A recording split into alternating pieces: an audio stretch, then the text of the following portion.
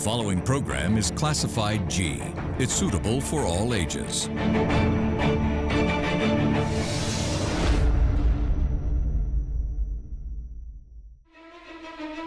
Tonight.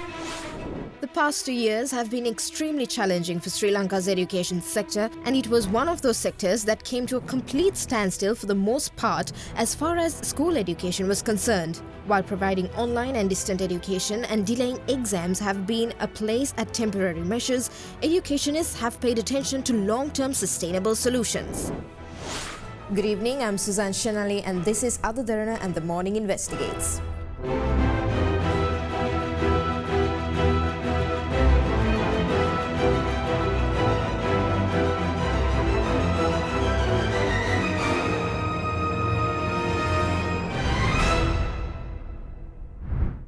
Even though the authorities have paid attention to resuming educational activities by reopening schools or ensuring students' attendance is merely one part of the recovery process. In order to actually make up for the time and education students lost, a great deal of reforms and new initiatives will be necessary. How prepared Sri Lanka is to embrace new reforms while also addressing the damages caused to the education sector are concerns that need to be discussed. According to the Education Reforms, Open Universities and Distance Learning Promotion State Ministry Secretary Dr. Upali Sedara, due to the COVID-19 pandemic, last year alone, schools have been completely closed for 141 days. Even though schools had been partially closed for around 37 days, he added that in the Western Province, however, school closures lasted even longer. Adding that, however, due to the vaccination program's success, it was possible to reopen schools and get students to attend schools as before. He described the present situation. There was lost learning, and the government decided to have a 100-day program developed by the National Institute of Education for learning recovery of the lost time. And that has been implemented, that is being implemented still. In the meantime, the GC advanced level examinations to be conducted, so schools had to be closed down for that, and soon as the examinations are over, the schools will be reopened. He emphasized that while all steps are being taken to smoothly resume educational activities, the prevailing health situation in the country should not be ignored. In a context where another wave of COVID-19 is likely, he said that parents, teachers and also students have been cautioned to adhere to all COVID-19 safety guidelines. Meanwhile, the Ceylon Teachers Service Union, or the CTSU, General Secretary Mahinda Jayasinghe pointed out the challenges Sri Lanka's education system will have to face this year. One of the challenges he pointed out was examinations that do not match the level of education that the students receive after the COVID-19 pandemic broke out. In this year, 2022, we think we are facing lots of problems in education sector in Sri Lanka. Especially, we know,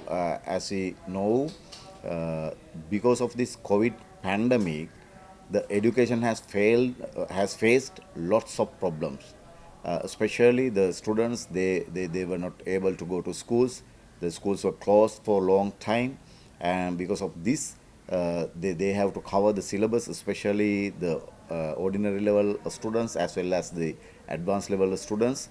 Those who are facing the advanced level exam in these days, we know they have not covered their syllabus completely. Because of that, they have had to face lots of problems. Especially, the students say that the papers are very tough.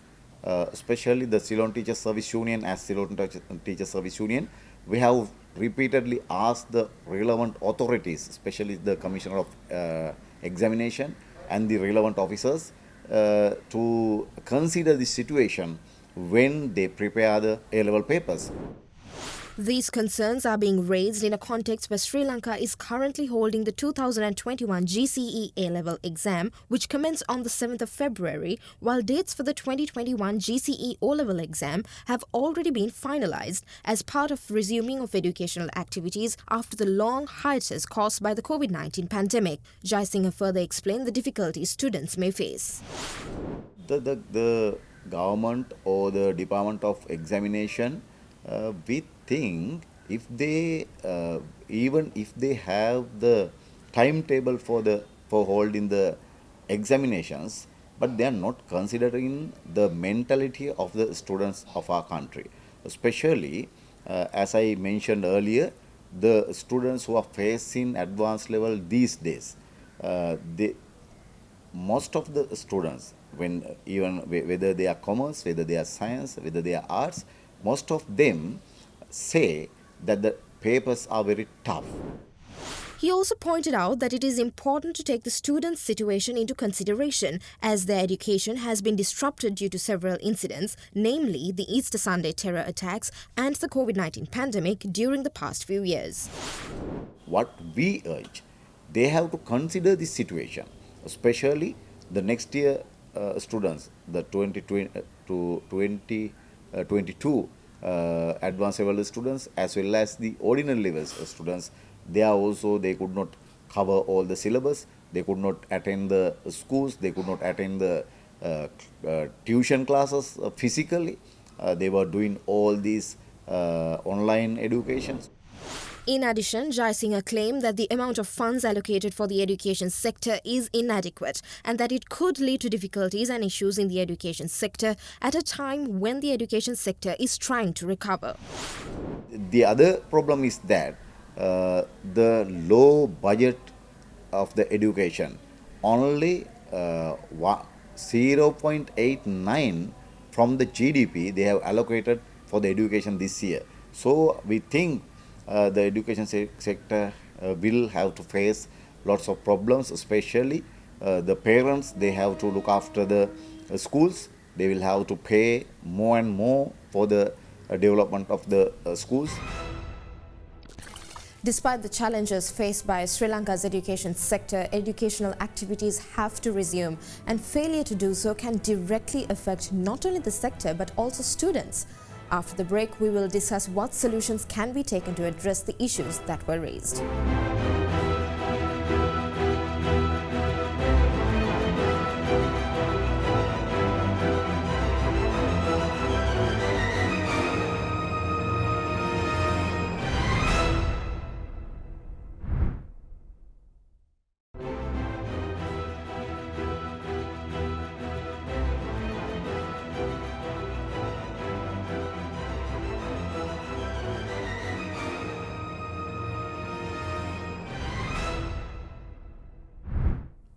Welcome back.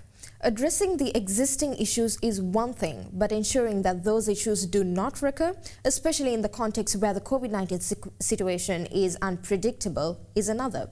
Those who spoke with us youth also discussed what measures need to be taken and what measures are being taken in order to ensure long-term solutions. While the above-mentioned challenges are merely the main challenges the education sector is facing during its recovery, as those who spoke with us noted, the process of recovery should involve not only addressing the existing issues, but also improving certain aspects of education in order to prevent further difficulties in future. According to them, in addition to ensuring that children are provided with a safe environment where the threat of COVID-19 is minimal, the other priority is assisting the school authorities and the children to resume educational activities while also ensuring that there is some mechanism to assist the process of making up for the lost time during the past 2 years. In this regard, Dr. Sedara said that a number of steps have already been taken with a focus on reforms in the education sector and that within the next few years, some of these programs are expected to be implemented at the national level. In May, we are piloting the new curriculum in 215 schools. That is all been set up now. We are training those school principals and teachers to adapt to the new educational reforms in the new curriculum, because which is a very different curriculum from what we have in school today. We are going for modular curriculum. We are learning, units are very small and there is a lot of diversity in learning. So we are testing all these things at school level before we mainstream it in 23 January. So in grades 1 to 6, 8 and 10. In 23 we are introducing the new curriculum. Then 24 we are introducing the rest of the grades. That means grade 3, 4 and 5 in the primary. And then grade 6 is already done in 20, they will be done in 23. 24 we add to grade 7 as well. then 8 is done, 9 will be added, 10 is done, 11 will be added. So in 24, the students will appear for the new curriculum and complete GCO level.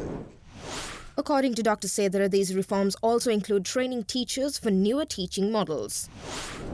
We are also training the teachers to go for blended mode of learning. What do you mean by blended learning? Is important. Where other than the teacher, we are making the student to learn from various other sources like the internet, the YouTube, and other resources around them. So this culture has to be trained. Right now, actually, we are in the process. We have already designed modules to train the teachers on blended mode. That work was completed yesterday, actually, at Central Province Gurudeniya Training Center. That was tested yesterday. And once these modules are finalized, we will start training the teachers through the computer resource centers. We have 106 of them in the zones. As part of the necessary reforms, both Dr. Sedara and Jayasinghe pointed out the importance of online education. This is in context where the attempts by the education authorities to promote online and distant education during the pandemic being criticized by various parties. However, according to Dr. Sedara, more promising information technology reforms and initiatives are to take place in its foreseeable future. We are also discussing, already work is going on with the Telecommunication Regulatory Authority and ICTA to implement that, to provide optic fiber cables to all schools.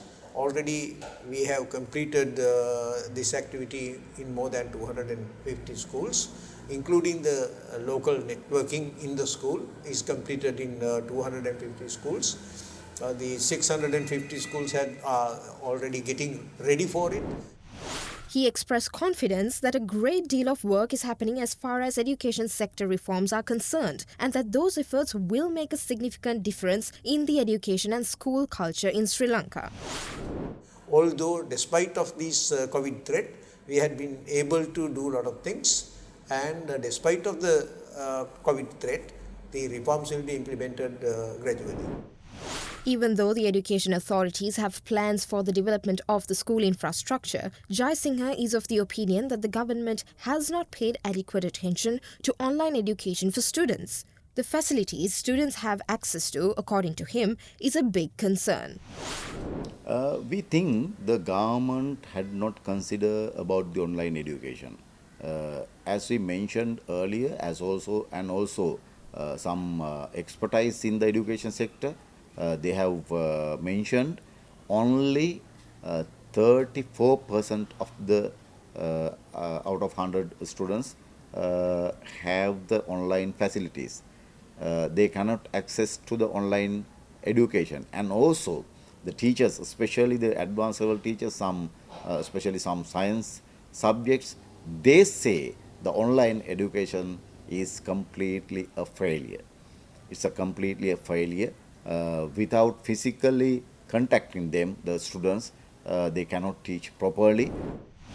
Adding that the government must pay attention to these challenges, especially in the context where online education is becoming more prevalent, he also noted that even though some subjects can be effectively taught via online platforms, that it is not the case in every subject.